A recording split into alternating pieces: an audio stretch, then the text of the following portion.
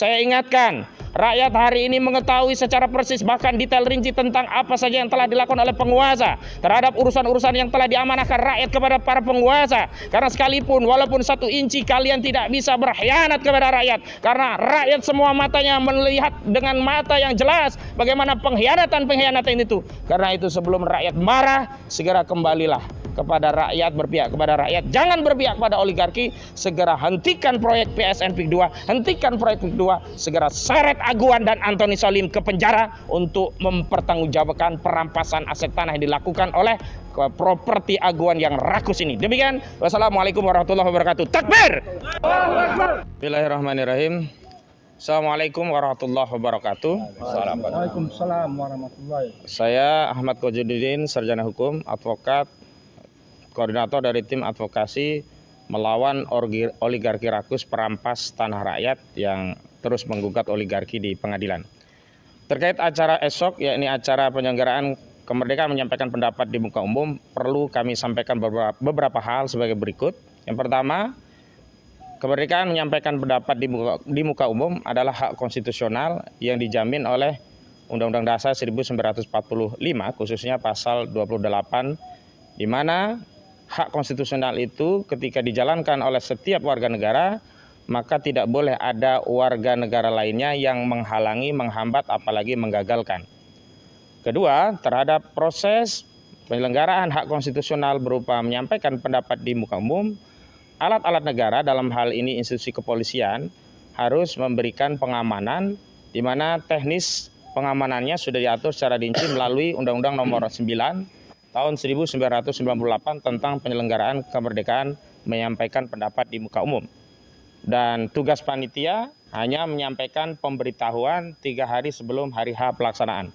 Dan kami konfirmasi, kami sampaikan kepada seluruh masyarakat, pemberitahuan penyelenggaraan acara ini sudah disampaikan kepada Polres Kabupaten Tangerang.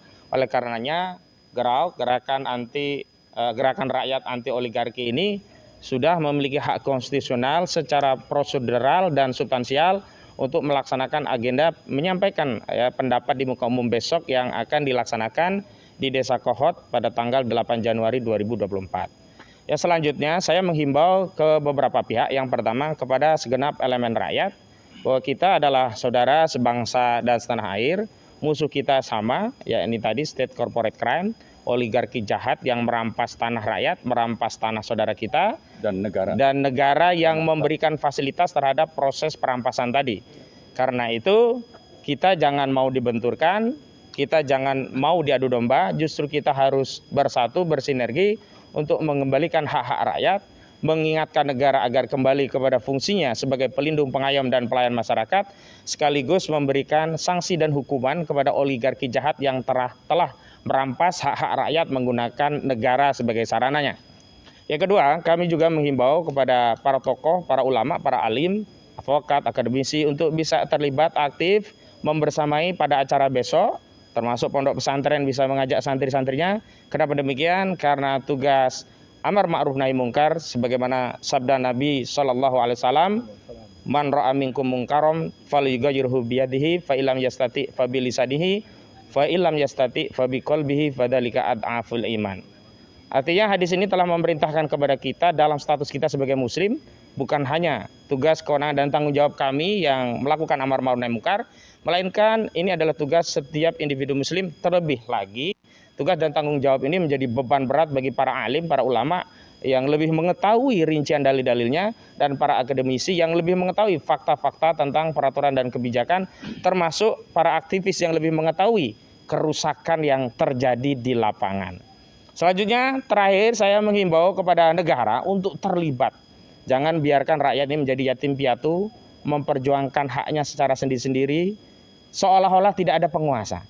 Seolah-olah rakyat yang ada di Rempang, yang ada di PSN PIK 2, dan di PSN lainnya yang tanahnya dirampas oleh oligarki, seolah-olah mereka tidak punya pemimpin, tidak punya presiden, tidak punya menteri, tidak punya anggota DPR, tidak punya gubernur, tidak punya bupati, tidak punya wali kota, tidak punya pemimpin yang mengurusi urusan mereka. Ingatlah, ya, setiap pemimpin itu mengurusi urusan rakyatnya, dan suatu saat kalian kulukum ra'in itu semua akan dimintai pertanggungjawaban oleh Allah Subhanahu wa taala di hadapan Allah Subhanahu wa taala kelak. Dan karena itu saya menghimbau kepada penguasa khususnya Presiden Prabowo Subianto untuk segera mengambil sikap dan keputusan terhadap persoalan perampasan tanah ini, PSN ini, karena sampai hari ini yang bicara baru sebatas menteri-menteri, dan menteri-menteri misalkan Menteri ATR itu tidak konkret memberikan sanksi kepada oligarki perampas tanah, dalam hal ini Aguan dan Antoni Salim begitu. Hanya memberikan detail tentang pelanggarannya di RT/RW, RUTR dan RDTR, tetapi tidak memberikan sanksi. Malah terakhir memberikan peluang untuk melegitimasi ilegalitas perampasan tanah tadi melalui dua pintu. Yang pertama diminta untuk melengkapi rencana tata ruang dan wilayah melalui Pemda setempat, baik melalui gubernur, kabupaten maupun wali kota. Dan yang kedua justru memberi peluang langsung ke Kementerian ATR untuk mengganti peruntukan lahannya yang sebelumnya menjadi lahan hutan lindung.